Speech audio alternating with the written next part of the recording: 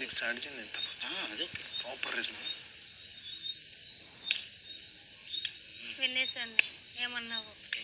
ఎవరిని తీసుకోవాల్సిందో మనీష్ గారిని తీసుకోవాల్సింది మీరు. నేను విన్నా 100%.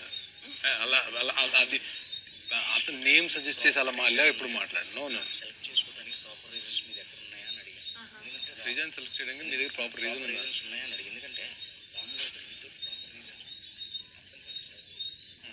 రాముకి అర్థం కాకుండా సెలెక్ట్ చేశారు. అది అందుకు అడిగాను. మీకు ఉన్నాయా అండి? 100%. నేను అదే అడిగాను. ఉన్నాయి కదా. బాగానే ఉన్నాయా పాయింట్స్ అన్ని? అంటే మీరు చెప్పలేరులే. చెప్పలేనులే అంటే ఇంకా అది వేరే రకం ఉంటుంది అది. అంటే నేను అంటుంది కుకింగ్ టీమ్ కదా, మీ ఒపీనియన్స్ వేరే ఉంటాయి, మా ఒపీనియన్స్ వేరే ఉంటాయి కదా. సో మీ ఇప్పుడు నేను చెప్పినా సరే లైక్ మీకు చెప్తాను మీ సైడ్ నుంచి ఒక వర్షన్ ఉంటుంది, ఇటు సైడ్ అదే అందుకే మీరు చెప్పలేరులే అంటే నా మీనింగ్ అంటే మీరు ఒపీనియన్స్ అని కాదు, మీరు కుకింగ్ టీంలో కాబట్టి చెప్పలేరు. కానీ ఏంటంటే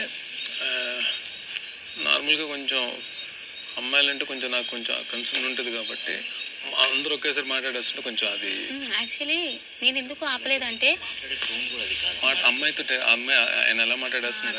నేను అందుకే ఇప్పుడు లాస్ట్లో కూడా డైలాగ్ వేసినప్పుడు నేనేం అనలే. కరెక్ట్. నేను లాస్ట్లో డైలాగ్ వేసినప్పుడు ఏళ్ళు చూపించి చిన్నపిల్లలు నీ మీద బర్నీ గారు వెయ్యి అని 4-5 మాటలు వదిలేసి. యాక్చువల్లీ నేను ఆర్గ్యుమెంట్లో ఏమి అన్నాను కానీ యూజ్ చేసే మాటలో నేను అంటాను. ఓకే నేను లాస్ట్ది కూడా సంథింగ్ ఏదో అన్నారు కానీ నేను యాక్చువల్లీ చెప్పాలంటే తనుజ గారు నేను ఎందుకు నోరు మూసుకున్నానంటే ఎందుకు వాళ్ళు మీరే చెప్పండి టీం అని చెప్పి ఫస్ట్ അവർ పాయింట్ అవుట్ చేశారు. అది చేయకుండా ఉంటే బాగుండేది. అప్పుడు నేను నా నామినేషన్ నేను చేసుకుంటాను చెప్పేదాన్ని. ఏదైనా కానీ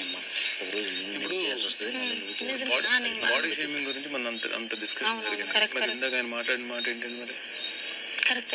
నేను కూడా ఆయన మాటలు ఒప్పుకోను. ఆడపిల్లని కాదు కానీ కొన్ని మాటలు